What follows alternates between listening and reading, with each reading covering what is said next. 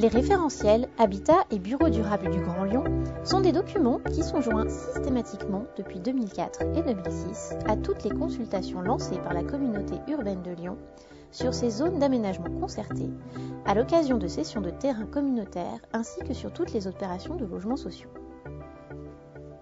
Le Grand Lyon souhaitait la création des référentiels Habitat dans un premier temps, donc en 2003. C'était lié à une volonté politique, donc d'avoir des outils en faveur de l'environnement et plus précisément en faveur de la réduction des consommations énergétiques des bâtiments. Le premier référentiel Habitat portait sur une volonté forte de réduction des consommations énergétiques, mais comportait aussi d'autres volets, le tri, la réduction des déchets et la gestion de l'eau, la réduction des consommations d'eau.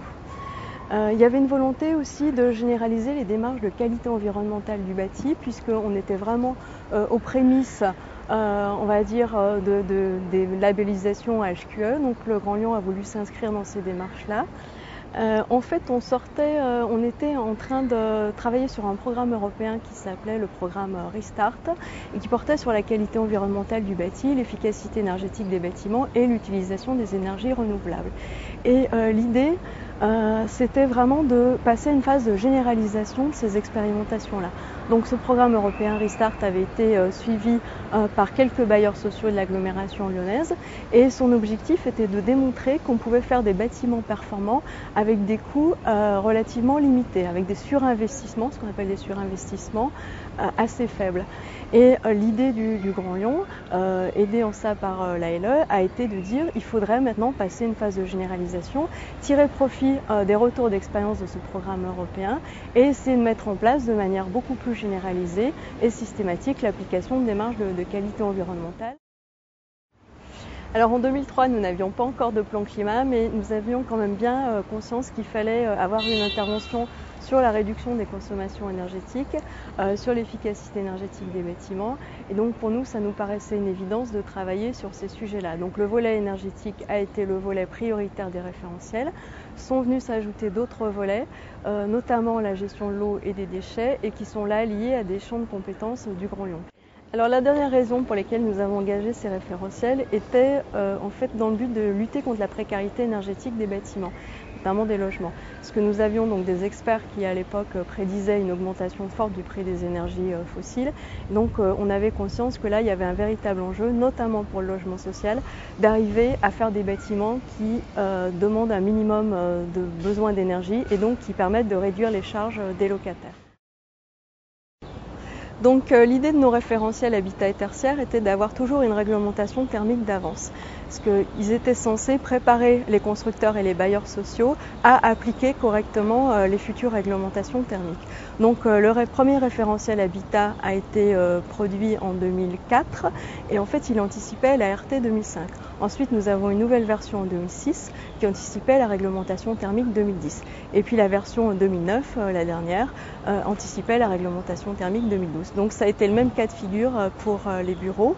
Et en fait, nous cherchions à préparer, à mettre le pied à l'étrier des bailleurs et constructeurs de l'agglomération lyonnaise pour les accompagner dans cette démarche d'application des futures réglementations thermiques, mais également pour développer tout un tas d'autres cibles, donc qui sont celles des référentiels sur d'autres aspects que l'énergie, donc le confort, la santé, la qualité des matériaux.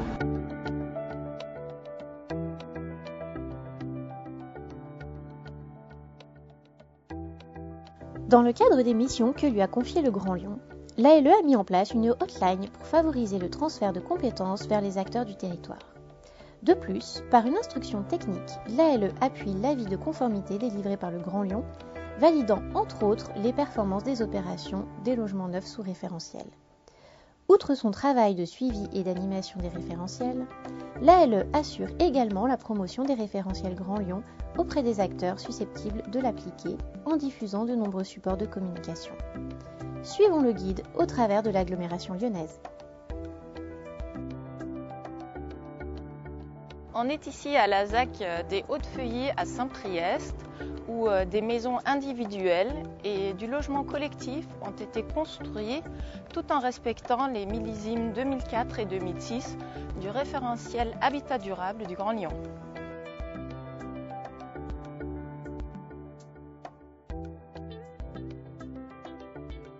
derrière moi, à l'exemple d'une des maisons individuelles, on peut voir certains aspects de l'architecture bioclimatique, notamment l'orientation sud, qui permet l'installation des capteurs solaires thermiques.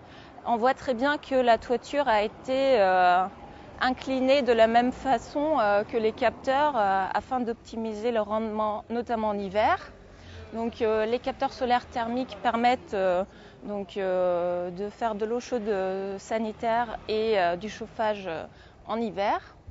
Après, on voit également ces aspects-là sur le collectif au fond. Autre aspect important sur ces maisons-là, c'est notamment les protections solaires de la façade sud.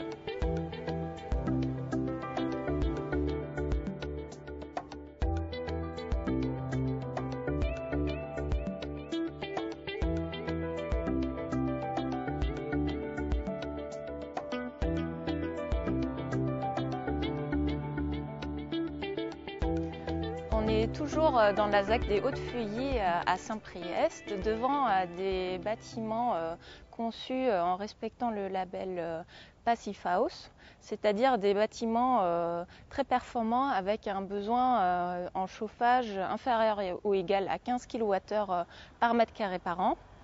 La spécificité de ces bâtiments consiste donc notamment dans un équipement en triple vitrage, donc également avec des grandes ouvertures sur la façade sud.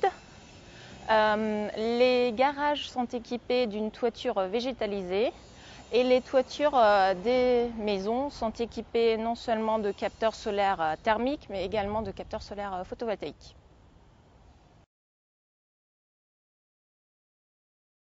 Donc, la façade des maisons passives est en bois avec, donc, comme on le voit derrière moi, des stores pour la protection solaire des baies. Les maisons sont également équipées d'une ventilation double flux à l'intérieur afin de pouvoir profiter de la chaleur déjà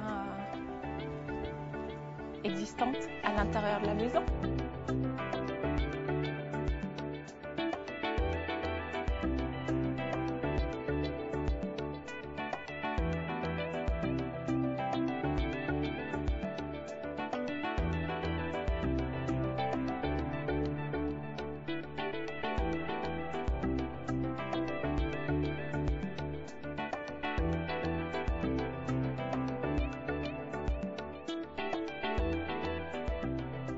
On est ici dans le 8e arrondissement de Lyon, devant un des premiers bâtiments sous référentiel bureau, donc le Quadri, donc à ma droite, et le deuxième bâtiment à ma gauche.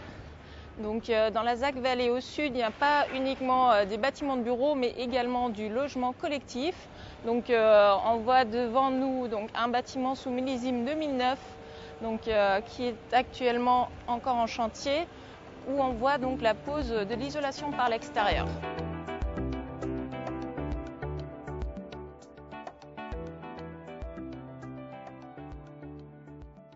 Ce bâtiment actuellement en phase chantier sous millésime 2009 du référentiel Habitat durable du Grand Lyon correspondra après livraison à un niveau bâtiment basse consommation, c'est-à-dire une consommation inférieure à 50 kWh par mètre carré par an pour les 5 consommations, donc notamment le chauffage, le rafraîchissement, l'éclairage, la ventilation. Le bâtiment sur la droite est un bâtiment donc également de logement collectif sous millésime 2006.